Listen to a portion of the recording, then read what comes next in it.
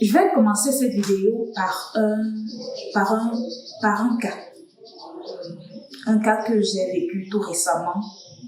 Parce que ici, je veux parler de la psychologie de la femme enceinte, de la femme en travail. La collègue a reçu une primipare, âgée de 30 ans, je pense, qui était en travail. Lorsqu'elle me passe le service, elle me présente le cas et à elle de dire, la dame ne permet pas qu'on lui fasse le toucher vaginal. Elle ne permet vraiment pas. Il a fallu qu'on fasse entrer son mari. Il a fallu qu'on fasse entrer sa mère.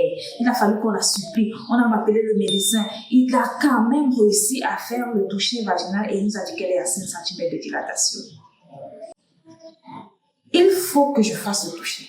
Parce que je ne vais pas me baser sur le toucher d'une autre personne pour faire un accouchement. Non. Il faut toujours que tu fasses toi-même ton toucher pour avoir une aperçu de la chose, pour savoir à quel niveau elle se trouve. Et là, ça te permet d'organiser ton programme puisqu'il y a d'autres choses à faire, les vaccinations, les consultations prénatales et peut-être les soins aussi. Donc, tu vois si elle est déjà proche, là, tu privilégies la femme au travail. Mais si elle n'est pas encore proche, tu peux profiter pour faire autre chose. J'ai appelé d'abord son mari, causé avec son mari, pour connaître comment il s'y prend à la maison avec elle. Il me dit non, ça va et tout. Mais à l'issue de la causerie, ce qu'il me dit, c'est qu'il a pris étant vierge. Je dis ah, ok, d'accord, ça se comprend. Je comprends déjà. Après cela, il a fallu que je pose avec la femme, la jeune fille en question. Je l'ai fait asseoir et je n'évoque pas la virginité, non. Je ne lui dis pas ce que son mari m'a dit, non. Mais je lui explique d'abord le rôle du toucher vaginal. Impossible de ne pas accoucher sans que je ne la touche. Et entre-temps, mes 2 doigts sont très petits comparés à la tête du bébé qui doit passer tout à l'heure. Donc du coup, je lui pose la question, pourquoi est-ce qu'elle ne permet pas? Elle me dit, ça fait mal. Je dis, ah ok, je comprends, ça fait mal, c'est normal que ça te fasse mal. Mais où on est là, on doit supporter. Ça ne fait pas plus mal que les douleurs de la contraction que tu as.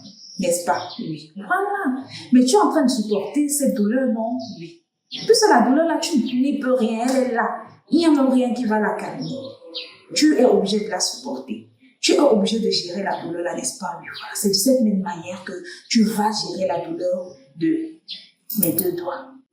Donc, où je suis là, je suis contrainte d'effectuer un toucher vaginal. Ah bon, oui, ok. Je suis obligée de le faire. Parce que ce sont mes doigts qui sont mes yeux à l'intérieur. Je dois voir si ton bébé est déjà descendu, si le col est déjà ouvert, et ainsi de suite, et ainsi de suite. Je suis obligée de voir. Il me dit, ok. Je dis, on va aller ensemble, d'accord. Tu vas faire doucement? Non, je vais faire doucement, ne t'inquiète pas. Ok. Installe-toi. On a installé la dame. Très bien. Quand elle porte le gant, ça peut partir d'un coup. Quand tu veux le réflexe de vouloir arrêter, je dis non. Comment? N'arrête pas ma main. Faut pas arrêter. Je t'ai expliqué non, oui. On va aller doucement, on va aller doucement. Arrête alors le lit. Elle arrête le lit. On prend les 2 doigts, on essaie, on mouille avec le citréal, on lubrifie les doigts, justement pour que qu'il n'y ait pas frottement. Doucement, elle a toujours ce réflexe de vouloir arrêter. Quand elle va arrêter, on s'arrête d'abord. Non, attends d'abord, je me couche bien. Ainsi, et petit à petit, elle a permis donc que je lui fasse le toucher vaginal et que j'apprécie le col. Et après cela, je lui dis, tu vois que ce n'est pas si. Il me dit, oui, ce n'est pas si que ça. Je dis, voilà, c'est ça. Tu vois, c'est plus de peur. La psychologie de la femme en travail n'est pas à négliger. On travaille avec la femme pour qu'elle puisse donner naissance à son enfant. Il y a des femmes qui arrivent souvent en hurlant, carrément. Maintenant, la façon dont tu la prends, la façon dont tu lui expliques que oui, ça va faire mal. Non, je ne te demande pas, ça va faire franchement mal. Mais tu ne dois pas crier ainsi. Regarde, tout l'hôpital, c'est que tu accouches. Est-ce que c'est bien? Si tu connais très bien la prendre, elle va coopérer sans problème. Il y a des femmes qui viennent en criant. Et maintenant, et après cela, elles accouchent. Pas que la douleur disparaît, non, mais la façon de gérer la douleur change. Il y a d'autres, dès que tu viens, tu trouves que on l'a déjà effrayée. Elle est déjà dans un état. C'est une autre récemment qui me dit elle avait subi une césarienne il y a de cela quelques années et quelqu'un me lui dit que tu vas toujours accoucher par césarienne justement parce que son travail était là. Le travail était là. Quand je l'ai récupéré, on fait le toucher vaginal. Bon, tu vois comment la femme te regarde, un peu comme si tu es son seul espoir. Et c'est donc à ce moment-là que tu dois jouer sur, tu dois la rassurer. Et il y a une autre fille qui est venue accoucher devant elle, là, alors, il faut toujours la rassurer que non, vous n'étiez pas au même niveau, elle était déjà avancée, c'est pour ça qu'elle a accouché. Donc du coup, toi, de temps à temps, tu fais le toucher.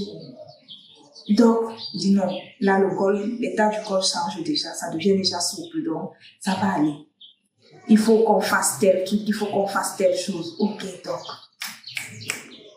À un moment où, quand ton heure même de rentrer arrive, tu n'as même pas le courage de lui dire que maman, je dois rentrer parce qu'elle-même, quand tu la regardes, elle te regarde, elle-même ses yeux te disent que ici, là, tu ne me laisses pas. Cette vidéo s'adresse au personnel en devenir. À vous qui êtes étudiants, vous qui êtes encore à l'école, je m'adresse à vous. Cette vidéo s'adresse à vous. La psychologie de la femme en travail, c'est un aspect qu'il ne faut pas négliger. Pas du tout. Pas du tout. Parce que même le travail peut retarder parce qu'elle est bloquée dans sa tête. Elle est bloquée. Elle est bloquée. Par contre, si tu l'encourages tout le temps, tu la rassures, vous travaillez ensemble, ça va se passer très bien. Très bien.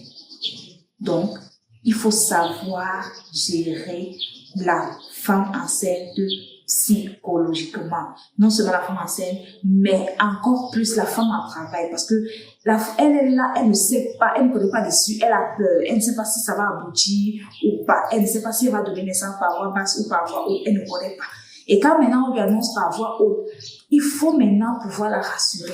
Parce que des fois, on surveille et on a un travail stationnaire. Il faut passer à autre chose, au bloc opératoire. C'est à vous maintenant de venir encore la rassurer pour lui dire que non, le bloc, c'est pas une fatalité. C'est un autre mode de transport, c'est un autre mode d'accouchement comme le mode par voie basse. C'est parce que là, l'enfant ne peut pas sortir par voie parce qu'on aura recours à la voie haute. Donc, du coup, il faut pas avoir peur.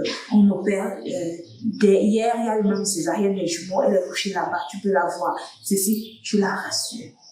Une fois de plus, je vous dis merci pour cette écoute attentive et on se donne rendez-vous à la prochaine vidéo. Et pour vous servir, je suis Betty Baby et je suis sage-femme. Pour tous ceux qui découvrent la vidéo à l'instant, je vous invite à liker les vidéos et à les partager. N'oubliez surtout pas de cliquer sur la cloche de notification car je suis persuadée, je sais que tu vas t'abonner. Alors, une fois de plus, merci et on se donne rendez-vous à la prochaine vidéo.